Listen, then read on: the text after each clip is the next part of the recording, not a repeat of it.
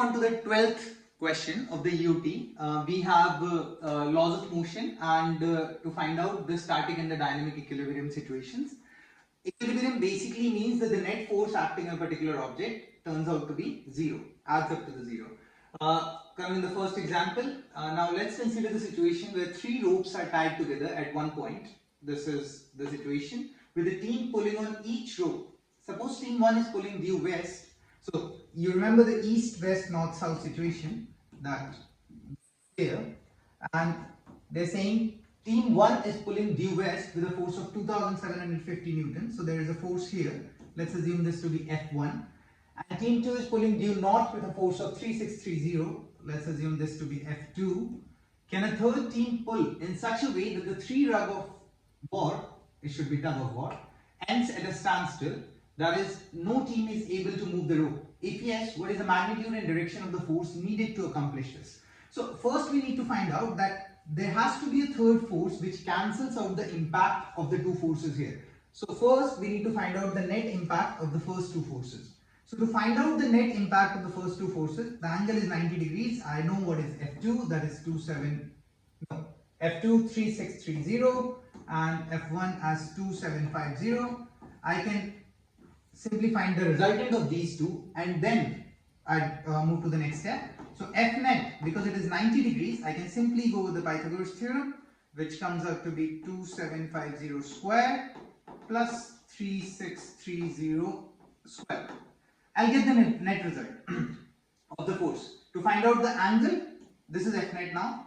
To find out the angle, what I'm going to do is that this is theta. I know this value, that is 3630. I know this value, which is 2750. I could go tan theta is equals to opposite over the adjacent. So 2750 over 3630. Theta comes out to be as tan inverse 2750 over 3630. You can use it, you can calculate it using calculator. So the magnitude of the net force is this and the angle is this. To find another force which cancels out the impact of the two forces here, this is the impact of the two forces. So the force has to be opposite, in the opposite direction, and should have equal magnitude. So the magnitude of the third force should be equal to this, but in the direction opposite to this. That's it. That is the question.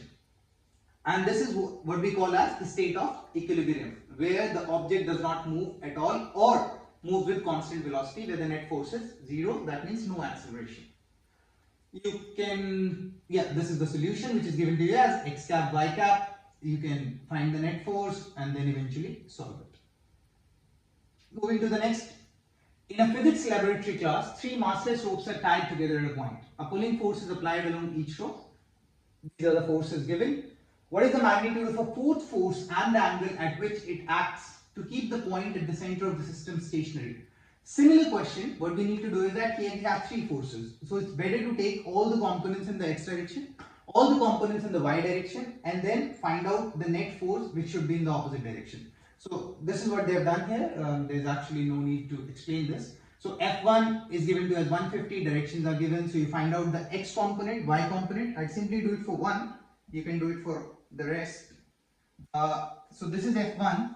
I've got F1 cos theta and I've got F1 sin theta. So the x component is F1 cosine theta in plus and y component is F1 sin theta. Similarly for this and for this. You have F1, F2, F3. So the F net is going to be addition of all the x components and the addition of all the y components. So this x cap plus this y cap. This is the net force. To find out to find out another force which makes this net force ineffective or the equilibrium zero, what we are going to do is simply do the same force. The magnitude has to be same, but the direction should be opposite. So I'll just put the negative sign with this, and it comes out to be as this becomes plus and this becomes minus 58.2 x cap minus 310 y cap. Moving to the next, the inclined plane situation. A block of mass 5 kg is sliding at a constant velocity. Remember, whenever there is a velocity which is constant, that means the force is zero. Constant velocity, zero force. Because if there is a force, there has to be an acceleration. So sliding at a constant velocity down an inclined plane that makes an angle of 37 degrees with respect to the horizontal. What is the friction force? I need to find out the frictional force.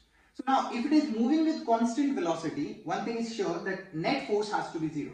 So if this is the object, this is mg, and this first calculate or see the number of forces acting on this. So this would be down mg, and again this is the normal reaction, now n, and this should be the frictional force.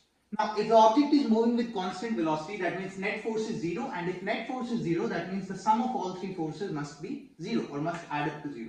So if I make a coordinate axis here, I can say that these two forces are on the coordinate axis, but mg is out. If this is theta, this turns out to be theta.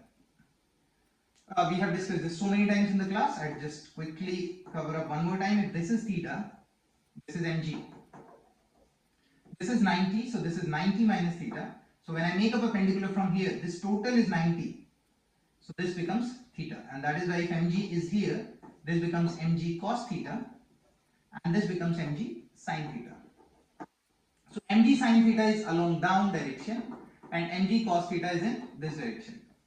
Mg cos theta, if the net force is 0, mg cos theta would balance the normal reaction, so there is no vertical movement, and there is a constant velocity motion here, so mg sin theta must be equal to the friction force.